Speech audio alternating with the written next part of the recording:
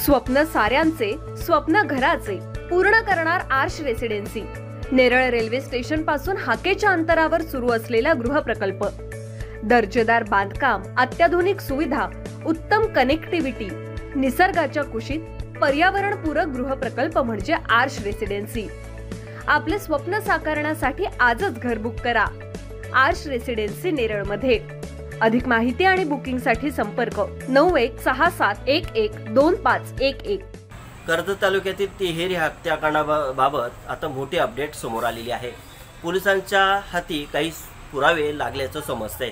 दरम्यान या खुनाच्या आरोपामध्ये सध्या एक चौकशीसाठी त्याच्या भावाला पोलिसांनी ताब्यात घेतलं होतं आणि 30 संशयाची सुई आता त्या भावावर उलटल्याचं दिसतंय। कारण का सतत त्याची जी स्टेटमेंट आहे ती बदलत आहे, त्यामुळे पोलिसांना देखील संशय बळावला होता आणि त्याच्यामधूनच एक महत्त्वाची माहिती समोर आलेली आहे।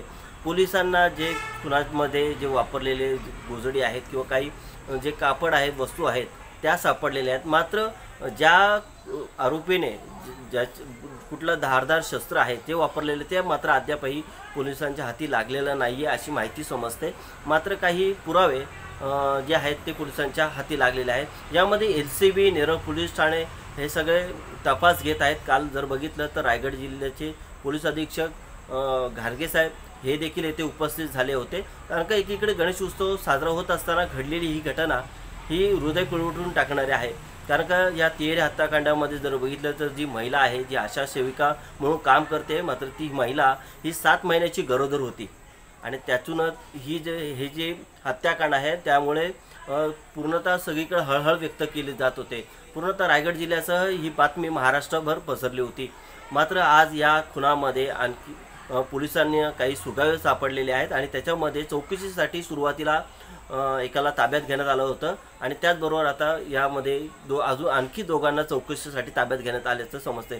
सुरुवातीलाच जर बघितलं तर या हत्याकांडामध्ये जे हत्याकांड झालं, जे मदन जैतू पाटील याचं कुटुंब पूर्णतः ह्या आरोपीने संपून टाकलेला आहे। त्याची पत्नी आणि त्याचा 8 वर्षाचा मुलगा या हत्याकांडामध्ये मरण झालेले होते आणि 7 महिन्याची गरोदर होती। त्यातच जर बघितलं तर मदनचा भाऊ आहे हनुमंत जैतू पाटील, त्याला संशयित म्हणून ताब्यात घेण्यात आलं होतं। कारण का जर बघितलं तर ग्रामस्थांचं असं म्हणणं आहे की मदन हा शांत, संयमी आणि साधा सरळ व्यक्ती होता आणि तो नेहमीच इतरांसाठी धावून जाणारा होता। त्यामुळे आणि त्याच बाजूला जर दुसरं बघितलं तर असंही मत असं नागरिकांचं मत समोर आलेलं आहे की जो हनुमंत आहे तो जरासा तिरपट स्वभावाचा होता आणि खऱ्या अर्थाने ज्यावेळेस पोलिसांनी देखील त्याला चौकशीसाठी ताब्यात घेतलं त्या टायमाला हनुमंतचे ज्या स्टेटमेंट आहेत त्या बदलत होत्या आणि त्याच अनुषंगाने पोलिसांचा जो संशय आहे तो बळावला गेला होता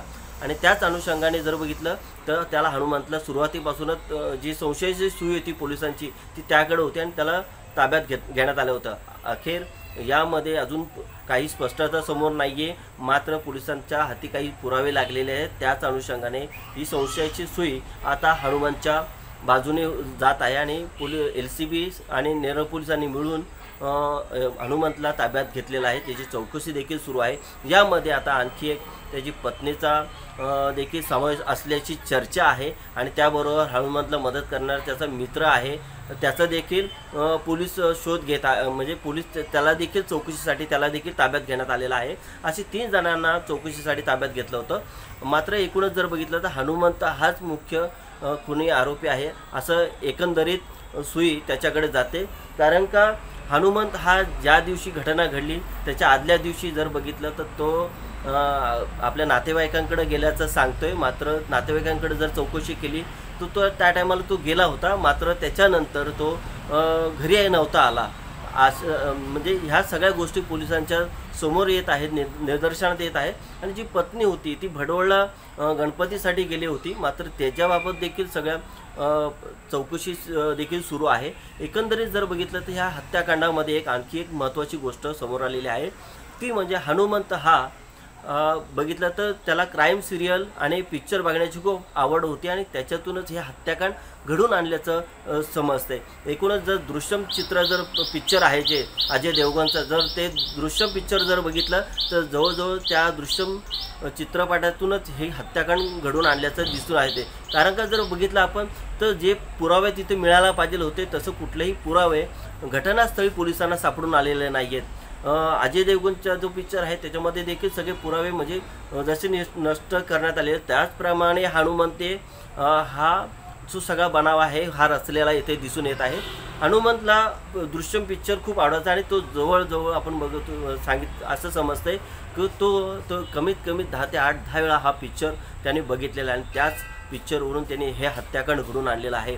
एकंदरीत जर बघितलं तर ज्या अर्थी 3 कुटुंबातील 3 जणांचा एकाच वेळी धारदार शस्त्राने वार करून हत्या करण्यात येते, त्या अर्थी ज्या घरात ही घटना घडली आहे त्या तिथे कुठल्याही प्रकारचं जे रक्त आहे, ब्लड आहे ते कुठेतरी दिसत नव्हतं। कारण का त्या प्रकारे सगळं त्याने ते नष्ट करण्याचा प्रयत्न केलेला, मात्र काही पोलिसांना त्या रक्ताचे काही निशाण आहेत ते भिंतीवर आणि काही ठिकाणी दिसून आलेले आहेत। आणि जर बघितलं तर हे पुरावे अजून त्याचबरोबर जी कापडं होती, जी गोजड्या असतील किंवा ते देखील पोलिसांना त्या बाजूच्या नाल्यामध्ये सापडून आलेलं आहे।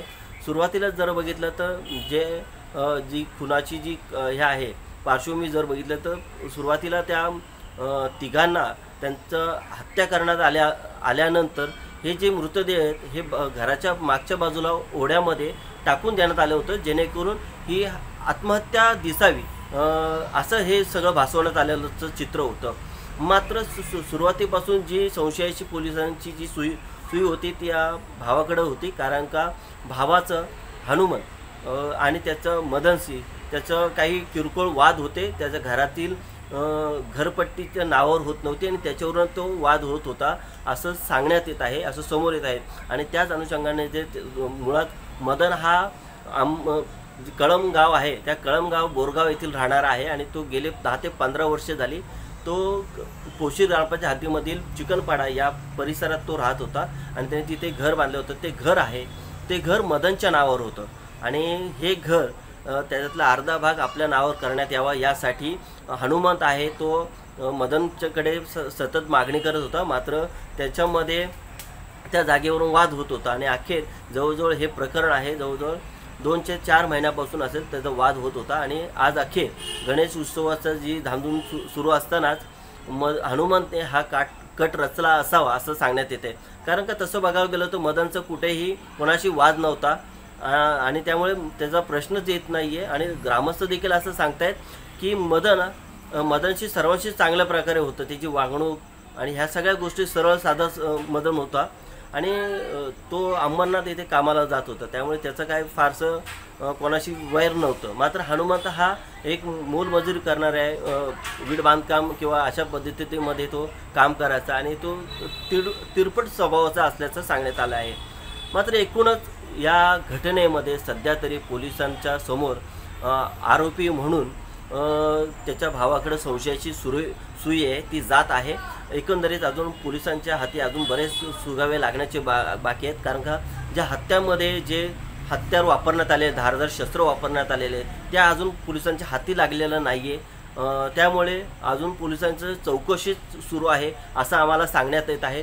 मात्र एकंदरीत जर बघितलं तर सर्व संशयाची ही जी सुई आहे ती हनुमंत जो मदनचा भाऊ आहे त्याच्यावर जात आहे आणि त्याचबरोबर या घटनेमध्ये या खुनीमध्ये आणखी त्याला कोण साथीदार असण्याची शक्यता आहे, त्यामुळे आणि 2 जणांना चौकशीसाठी ताब्यात घेण्यात आल्याचं समजतंय। एकूणच या घटनेमुळे तिहेरी हत्याकांडामुळे कर्जत तालुक्यासह महाराष्ट्र, रायगड हा सगळाच रायगड जिल्हा हादरून गेला होता आणि ऐन गणेश उत्सव काळात घडलेली घटना ही हृदय पिळवटून टाकणारी आहे। एकंदरच जी अनिशा मदन पाटील आहे, जी आशा सेविका होती आणि ती 7 महिन्याची गरोदर होती आणि त्यात जर बघितलं तर जो 8 वर्षाचा त्याचा मदनचा मुलगा आहे विवेक, त्याची देखील येथे हत्या करण्यात आलेली आहे। त्यांनी देखील आपल्या वडिलांकडे गणपती मूर्तीची मागणी केली होती, त्या अनुषंगाने घरी गणपतीची मूर्तीचं प्रस्थापना करण्यात आली होती। मात्र गणेश उत्सव सण सुरू होत असताना पाटील कुटुंबावर घडलेलं हे दृश्य खूप हृदय पिळवटून टाकणारी घटना आहे।